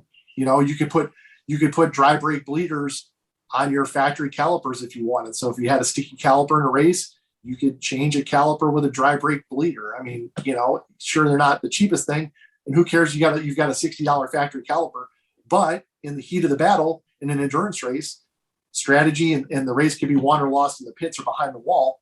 You got to find ways to try to mitigate that time loss when there's going to be a mechanical part failure, which we're running streetcars, off the shelf streetcar parts that weren't made to do what we're doing. And there's going to be mechanical failures. If you think otherwise, gravely mistaken. That's part of the endurance. That's what makes it fun. You guys are doing it, and you know, and you guys kind of, I think, you know, you're hooked on it. Once you do it a little bit, you've done a couple endurance races, no matter what series you race with, you know, and I'm not saying Great Lakes Trek is the one for you. It might be, it might not be. I mean, try some different series. You know what? It's a good way of getting your feet wet. Mm-hmm. Absolutely. Mm-hmm. Absolutely. And it's exactly that, Vicki. It is. It's getting your feet wet. It's getting out there. It's seeing how a race works. It's seeing how people interact. And you've got to, you know, it's a game of chess. It becomes more a game of chess with the strategy than it does just going out there and driving hard for 35 minutes in a sprint race. And that has its own challenges and merits as well. You know, when you endurance race, it's not just about going fast. We always say that it's about preserving your car. Consistency is in your tires. So consistency and organization. Yeah, organization, consistency. You know, those are things. If you can have a driver that can turn consistent lap times, even if your team isn't full of the fastest guys out there, if your team can all turn consistent laps within a close lap time of each other, then and be fast in the pits. And be quick in the pits and efficient in the pits and keep your car on the track and going and don't lose lap time due to passes and traffic and stuff like that. It's efficiency. If you can keep that car efficiently moving around the track, regardless of traffic and pit stops and all the other factors, weather and whatnot, and all your driver can be within a certain window of time, then you have a very, very, very good shot at success. And that's the one thing I've learned over all the years of doing the endurance racing is just, you know, hone that craft, hone your pit stops, practice in your garage at home before you go to a race weekend. Whoever's going to be on the pit crew doing those jobs, do dry pit stops in your garage. It's, you know what, too? It's not so much. I mean, speed has an aspect of it, but sometimes speed can get you in trouble. You know? Yeah, absolutely. You know, it depends on, you know, people that are trying to drive that track in a consistent fast lap. I mean, it's going to go bad for you. It's really, like you said, it's about being consistent and steady. You don't have to push those small margin passes. Yeah. And especially, and endurance, when you're running like a 24 hour, beyond, you know, just trek, things go wrong with your car. And you have to feel that happening right away and get it addressed and weigh it out and get it addressed as soon as possible to get back on the track. It's right. Yeah. The consistency, efficiency part of it too is, as we went all the way back to the beginning of our conversation, was talking about ultimately more track time. You're out there, you're getting a ton of track time for the money you're spending. You're getting a ton of time on the track. And with us, even if you don't drive your full 2 hour stint in a row, right? You're in the car for an hour at a time. The average sprint race or HPD session is 20 to 30 minutes tops, right? You're getting double that in a consistent one session consistently through, where you're learning to hit those marks and look for those spots. And if you screw up that lap, you got a lap after that, a lap after that, a lap after that for the next hour, you know? So that's where the lap time consistency comes in too. Try to hit those laps, try to find a way to make your car efficient, even with traffic, and try to nail those lap times and consistency down to the tenths of a second if you can, lap after lap after lap after lap. You know, I raced go-karts for a number of years, and in go-karting, you don't have to be, you got to be a fast guy, but consistency is the key factor in karting, because of the fact that the performance gap is such a small margin from first to like 10th, 15th, 20th place, that it's such a small window that, and the tracks are so much smaller, lap times are so much faster, that the consistency really becomes a factor. If you lose a 10th, you know, here and there, you're going to drop back real fast. The karting, when I was doing it, and even nowadays, I've been out of it for a number of years, they're measuring to hundredths of a second on a pretty regular basis in terms of performance. They're not even looking at the tenths. Like, you got to hit stuff down in the hundreds, and it's a wild margin. Whereas in a car, endurance racing, you try to get all your drivers within, 2 seconds of each other in a lap time. I'm not expecting to have a team stacked full of guys that are all going to hit the same lap time, but it's because of the fact that the time frame is so much larger. 4 hours, 8 hours, 24 hours. That law of average over that time, it works out to kind of work out okay versus a 30-minute sprint race where you got to just be 10 tenths the whole time. And, if you make a mistake, so be it, you're out of the race. But in an endurance race, you want to keep those mistakes smaller, and you don't want to wheel the car as hard. If you go off the track and you spin, you're going to lose a bunch of time, and it's hard to make up that time. Even though you have more time on track, it's still tough to make that time up. It is. Mm-hmm. It is. So let's talk about entry. How about licenses, costs, inspection and prepping cars? So license and entry, as we talked about, if you have a competition license from NASA and a comp license for any of the race classes, you're automatically able to run TREC in any of the classes. TREC 1 through 4 is comparable experience to HPDE 3, either a current HPDE 3 driver or comparable experience from another series or series. Whether it's endurance racing or it's HPDs with another group or whatever it is, that would be for TREC 1 through 4. TREC 1 through 4 is HPDE 3 drivers and up, comp licenses, experience, whatever it is. TREC Unlimited is competition licensed drivers only, because it is allowing a little bit faster cars. It's also allowing slick racing tires, and it's kind of, like I said, a catch-all class. But the cars in that class are automatically required to have a competition license if you're going to participate in TREC Unlimited. The other factor on the TREC Unlimited I should touch on really fast is if you're out there and you're a TREC Unlimited car, you are responsible 100% of the time for any car-to-car contact, regardless of the person at fault. So you're out there as a competition licensed driver in a superior car to the rest of the cars in the TREC 1 through 4 field. It is expected that your driving experience and driving ability and wherewithal is good to not create any incidents, because you're almost a guest of the race, if you will, based on how that class is formatted. So if you're out there and let's just say somebody comes into a corner behind you, locks at the brakes, and hits you in the back bumper, unfortunately, you're still liable for that contact as a TREC Unlimited driver. So regardless of the incident, how it happens, where you get hit, or if you hit somebody or whatever it is, you're 100% liable. It's just cut and dry. That's how NASA Nationals has determined that rule is going to work. TREC 1 through 4 is normal race classing, so on and so forth. Costs, it varies race to race. Our standard, I want to say our standard race entry for a 4-hour TREC race is $4.99 is what it was last year. Don't quote me on it because I don't have it in front of me. I think it's the same this year. I have not looked at what the entry fees are. That is on the registration side of things, and Jillian and Jay. And I make the rules and enforce the rules and talk about the rules. And I'm the cheerleader, but I don't know how much it costs. Exactly. Like I said, Right. Previous experience, previous years, I believe it's $4.99 for the 4-hour races. I think it's what it's been. It sounds about right. Plus or minus. Yeah. Plus or minus. It's a couple $100. Yep. Give or take. Which, Couple drivers. yeah, I mean, if you have 4-driver team in a 4-hour race and you split it each, it's $100 a guy, $150, $125 a guy. So, however, there's a lot of teams use 2 drivers, tends to be kind of the common formula because of a 4-hour race. Right. Some guys use 3, some use 4, some have more. There's no limit to the number of drivers that you can have. And if you want to run a solo, like I said, in a 4-hour race, you're welcome to do a solo drive in the 4-hour TREC races. You're only allowed to drive 2 hours on, hour break, hour on, 3 of the 4 hours, but you're still going to get a ton of track time for the money you're going to spend. Right. So I guess, I'm going to be preaching to the choir and getting on my soapbox for a bit, but If you're a sprint racer looking to see what endurance racing is, or if you're a sprint racer who needs to learn a track, or if you're new to endurance racing, or you're looking for your first wheel-to-wheel activity, if you're an HPDE student or track day person, this sounds like the perfect place to go. Bryan, what do you think?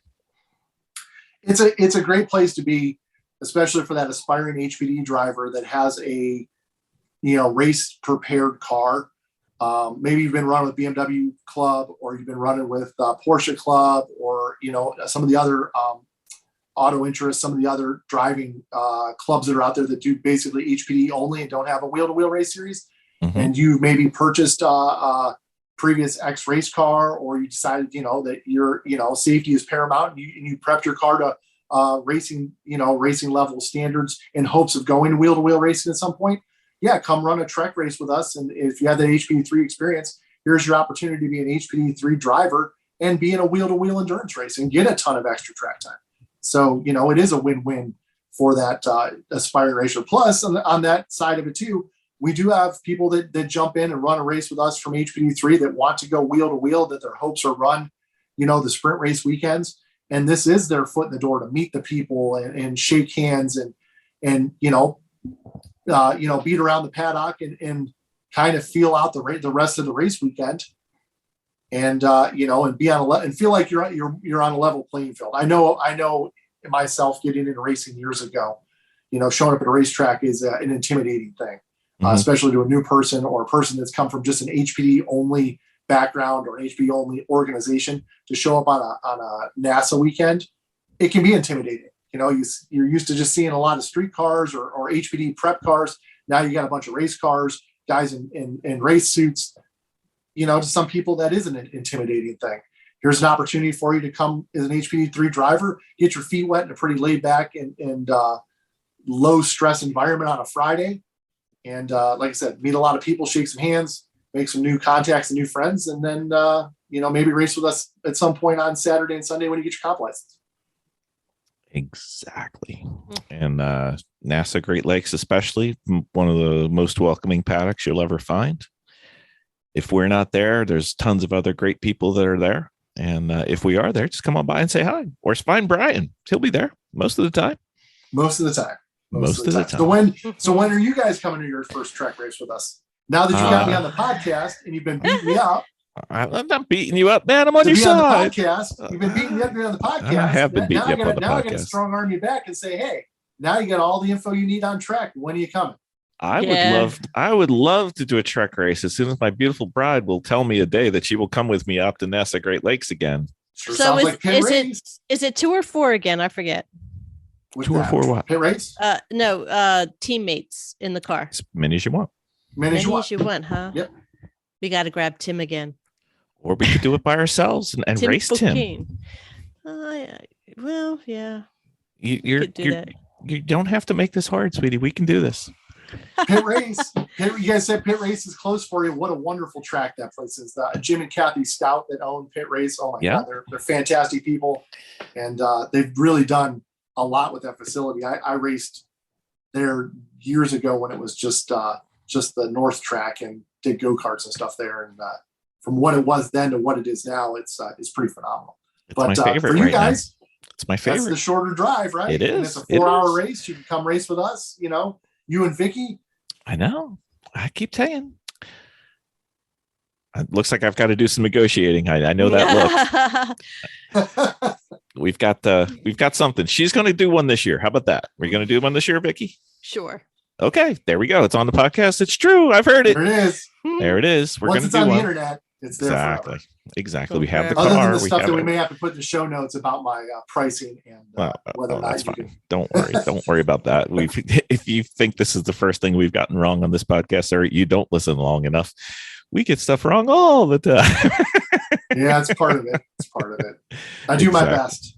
Yeah, it's either, sometimes you just don't know, or sometimes you're not thinking about it the right way, or sometimes you're just, you misstate something. Like, it's like, obviously, duh, but it sounded good at the time. But whatever, it's part of the fun of talking for hundreds of hours on the internet.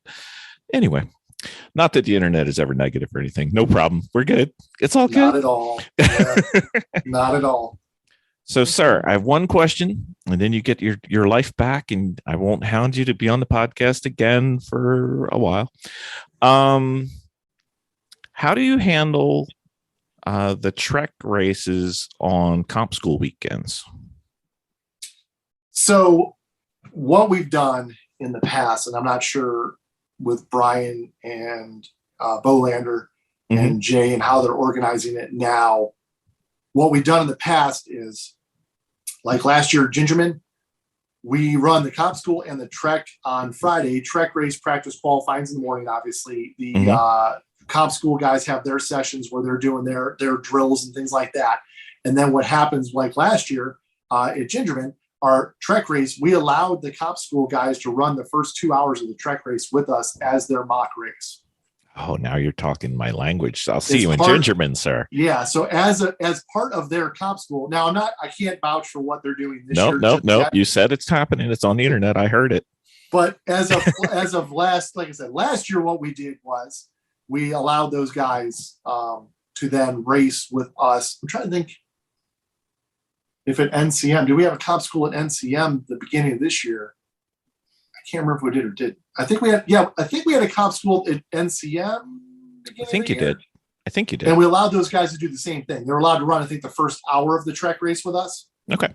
And that, we did. So that became the mock race for them.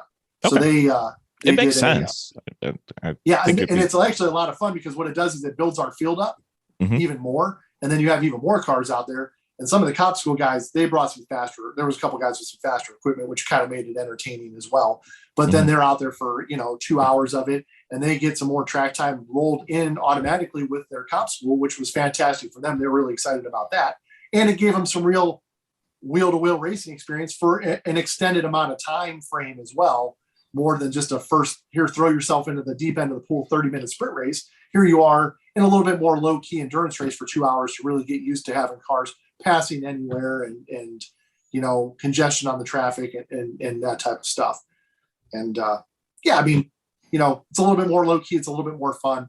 The key there is fun. One of the things I did last year, the last TREC race of the season, which was our championship event at NCM last fall, being a Spec E30 guy and the series leader for NASA Great Lakes, I made our TREC race group do a standing start. Oh, nice.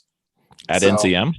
At NCM, yeah, on the front straightaway. Everybody was lined up on top of the what used to be the Holly building before the majority of it blew away, unfortunately. Yes.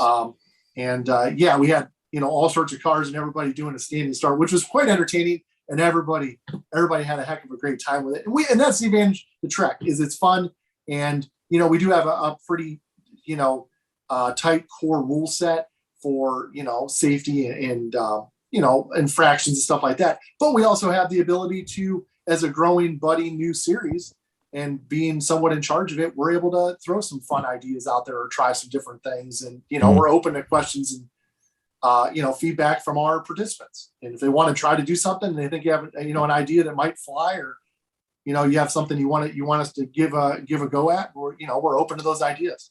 Yeah, for sure. And talking about NCM and pit race and some of the other longer, more complicated tracks, the TREC racing on Friday is a great way to learn what can be a very complicated track like NCM. I remember I was about halfway through with the lap and I'm like, all right, I got this down. I'm good. I know this track now. And I looked at the corner worker and I saw 14 and I'm like, 14 is about a little over halfway. Apparently I don't know that I'm done because I thought I was on the front straight. I wasn't even close yet. So yeah. Some of those longer tracks. There's some tracks out there that are definitely like that. I remember the first time I went to what is now Utah Motorsport Campus was Miller Motorsports Park out in Tooele, Utah, and or Tooele, Utah, if you will. And it was the same thing. It's one of those tracks where I felt like I had made three right-hand turns in a row, and I'm like, the next turn definitely has to be a left because there's not a crossover on this track that I know of. And then somehow I felt I was turning right again. I'm going, I thought I knew where I was at, and it turns out I didn't. So NCM can be daunting. It's it's one of those ones where, especially with those two high-speed sweeper corners that both come into the right. Yep. You go through the first one, and then you kind of forget that there's another one, and then you kind of lose track of where you're at. I know I learn them pretty quick, but that's one where you got to knock the rust off when you first get there. Yeah, your sight lines for NCM are kind of, at least in my opinion, are kind of limited. So you can kind of get lost because it kind of looks the same. Because so fun track though. Had a great time. It's a blast. We had in the TREC race there we did last fall was a 5-hour, and it's probably one of the maybe 2 times in my racing background or past, if you will, whatever, that I've started to get car sick. Oh, after that's spending not good. hour and a half in the car nonstop with all those twists and turns, you find yourself not looking far enough out ahead in front of you. You have a tendency to start dropping as you get tired, you get a little bit more fatigued, and it was hot. You start to drop your eyesight a little bit. Your sight line drops down not long off the hood. And with all those twists and turns and up and down the brake zones, after my first stint, I was like, ooh, I need to take a breather for a second, start setting in a little bit. And the elevation change there too doesn't help either. That dropping into that sinkhole it's a great time, but you do that for an hour and a half, 2 hours straight. It'll get to you. It does. And one of the least favorite aspects of racing is having to clean out your helmet. So highly avoid it if you can. Do not want to experience that. That's for sure. Nope. So far so good. Hasn't happened yet. So we're still good. Miss Vicky. Yes. I think our guest has guilted you into your first ever TREC race. It's just time. But I'd love to do a TREC race. I don't know about this time thing. I mean, I own a company. I have a 2-year-old. He does have a 2-year-old. I'm 2-year-old wins. The 2-year-old wins. I have a 15-year-old. I think I have less time at this point, but see, we're entering the dark years. So 2 is much easier than 15 in some ways. Yeah, 2 is much easier than 15. Fair enough. It's the dark years that I'm worried about. Yeah, I mean, we got to rip the Band-Aid off and do one eventually. It sounds like. Oh yeah, I think it would be a blast. See, here's what we did. She's 15. She's getting her permit in June. So part of the prerequisite for her to get her driver's license is she has to do an HPDE event. So we go to pit race. We do the TREC race on Friday. She takes HPDE 1 with anybody but me as her instructor. And it's a family weekend. Plus there's the go-karts there. Oh, this plan is coming together. This plan is coming together. Here we go. So I'm going to throw this out there on the record. Okay. You guys are going to love this. Here's more icing on the cake and more reason for you to want to do this at pit race. We had discussed, and I'm going to throw it into real world now. I put it in my driver's notes this morning for one of our upcoming races. New teams that sign up for a NASA Great Lakes TREC race, new teams with all new driver roster. You cannot have a driver that has participated in any TREC race yet with Great Lakes region. If you're a new team with an all new driver roster signing up for any of our events, we will give you that race entry, your first one, for free. $0. So $0. Free racing. Free 99 if you want to call it. That's right. Free 99. This could be the closest thing to that $500 race car that Lemons promised you when we talked you into this. This is close. Right? This is close. There we go. We're on the cusp. We're on the cusp. So basically, to try to promote more teams joining us from outside of the NASA Great Lakes region, other competing series and stuff like that, we're basically opening it up a voucher to new teams with all new driver roster. Even if you're a current NASA Great Lakes racer and you've never done a TREC race, you qualify. The only caveat, let me put the quotations out there, is it has to be a TREC 1 through 4 qualified car on 180 or higher treadwear street tires. So you have to fit into our TREC 1 through 4 class. You can't show up for TREC Unlimited. TREC Unlimited is null and void for the thing. You got to be a multi-driver team in TREC 1 through 4 on street tires that classifies for our normal. So like if you brought your respecting 46, you guys would qualify. We'd be good. We'd be good to go. Like I said, brand new team with an all new roster of drivers that's never done a TREC race in Great Lakes. It sounds too good to be true, my dear. So I literally just handed you a free $500. Right. That'll cover your gas on the 5 hours. Yeah, pretty much. Right? Yeah. Maybe. No, I Maybe. drive a diesel truck and tow a trailer every day for my job, and That's so much fun. it's something. But it's it's business expenses, and it is what it is. You got to spend some money to make money, as they say. So Exactly. fair enough. And you know what else? I don't know if you're aware of this, Brian, but if you use the discount code GHIT for Garage Heroes in Training with every NASA entry, you get to save $0. I just, I tell you what, that's enough savings for me. Exactly. We're in the racing hobby. Like what I've heard it all. I think I've seen it all. Mm-hmm. I've spent a lot. Everybody has. It's sure. but that's one thing about grassroots racing though. You don't have to show up in the best, brand new, fanciest, shiniest thing.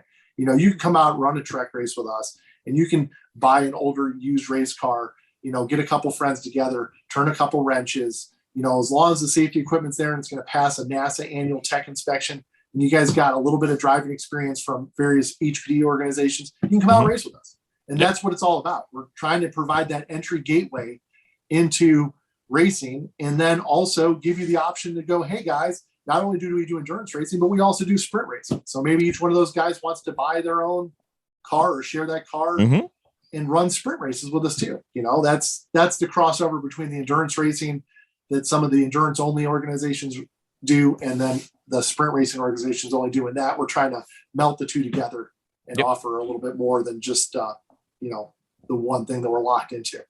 Yep. And then maybe we'll spin this off if it's successful. We'll see. We'll see. The talks happen, and Jay is open to it. The problem nowadays is track availability. With all these organizations, it's great. There's more organizations now than there's ever been in the time that I've been doing this. Mm-hmm. And on any weekend, a racetrack within a reasonable amount of driving distance from you, there's something going on at one of those tracks that you could probably sign up and take a car to if you had one, whether it's your street car or it's your race car. And that's fantastic. But that also limits available track time scheduling to expand series too, as well. So, our hopes and dreams are to grow Great Lakes TREC or the TREC series in general across the country. And, other regions, have more events than they are this year. And then, eventually maybe we can spin it off into a multi-day standalone series, which would be great. And we can, the sky's the limit. That sounds awesome. Well, we're looking forward to it. I've already begun negotiations. I've gotten the face that usually ends up in the we're going. So you never know. You will see us though, Brian. We will be there this year. Well, I appreciate that. I solved the cost perspective for to ease the pain a little bit. Now you just got to get Vicky on that the time allotment, which not much I can do on that one. That's up to you. I know it's going to cost me a couple pairs of shoes. I mean, I'll see what I can do. That could get expensive. New tools. New tools. There you go. Right. New tools. I've got a plan. I've got a plan for this, Brian. We may be having this happen very soon. All right, very well. Keep in touch if you need anything from me. I am available. Facebook, email, phone call. All my information is posted under series leaders on NASAGreatLakes.com. Mm-hmm. My email's on there. I think my phone number's on there, and then. Like I said, mugshot's on there. Mugshot. I'm on Facebook and Instagram as well. I don't spend a lot of time on social media, but I'm reachable there. That's how you track me down ultimately. So, like I said, I do check it occasionally. Yep. And try to respond to some sketchy characters, but yep. But you're a race slip driver. through the cracks somehow. You're a race driver. You make bad decisions. We're used to it. It's fine. That's how we get all our guests. Quite often, unfortunately, yes. So exactly. But I appreciate your time, guys. I really do. Thanks for having me on. Talk about NASA Great Lakes TREC and myself a little bit, and looking forward to the next one.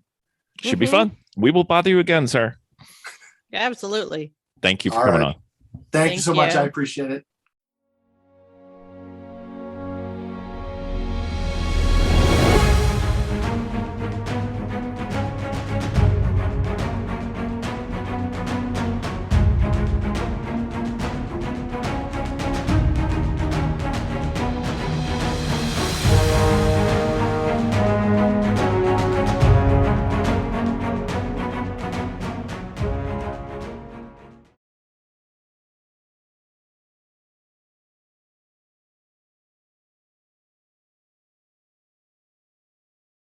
No, not off the top of my head. It's great that she has moved up to HPD 3.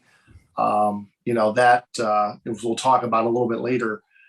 It's the TREC series is in the terms of requirements. It started out as just having a driver's license requirement similar to Champ Car or, if you will, Lemons. But the Great Lakes region specifically, we started out by having a requirement for HPD 3 level drivers and above. And we just felt like the experience there would be a little bit more beneficiary to the other participants out there, comfort level, things like that. So It's great to congratulations to Vicky to getting up to HPD 3. That's great. Yeah, it was a little weird because I think she's got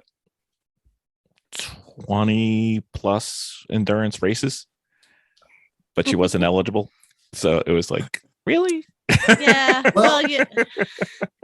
So it's fine. I want to do it right. That's all. Right. Nope. Yeah. With the Great Lakes region, we do invite other participants of other race series too to send in a resume. You guys are familiar with and have talked to Jay Andrew, the regional director for Great Lakes, and we do approve. You haven't? No, it's like two ships passing in the wind. I've been to so many events and just never got there. Never linked up. Yeah, we you and me and Vicky, we've been the same way. It's been a couple months progress of us trying to get to this point. The way I guess since we're in this topic, the way the Great Lakes region is structured in terms of TREC driver allowance is we do accept driving experience resumes from other series as well. So if you do have, like in Vicky's situation, 20 races under her belt with other competing series or other similar series, all of our driver vetting goes through Jay. It's on our NASA Great Lakes website. You would just send him your driving resume. And if you got the right experience and you got the right stuff on there, which sounds like she does, then we would approve her for a TREC race, no problem. HPD 3 is kind of the standard, but yeah, had you known, too late now. We win. But it's great. But the good news is that HPD 3, especially NASA Great Lakes, our structured system run by Eric Meyer and the folks that run our HPD program, I'm going to toot our horn and say it's one of the best, if not the best ones in the country in terms of our structure. Hold on, we're burning pod, guys. We're burning pod. Relax. I know. Better guys, out there. We have one of the better HPD, setups in the region in terms of just, instructors, regimen, curriculum, all that stuff like that. So if you're an HPD 3 and it's signed off and approved in Great Lakes region, you're doing a lot better. I have not been signed off in Great Lakes region on 3 yet. I still have to test, but I have been approved elsewhere. In Northeast. Yeah. In Northeast. Yeah, but I still, for me, would rather get signed off. I would rather get signed off in Great Lakes. She just likes driving around with Joey a lot. That's what I do like Joey. Joey's just like, he's such a nice, he's a meathead at the same time. He's just a nice guy. No, I love Joey.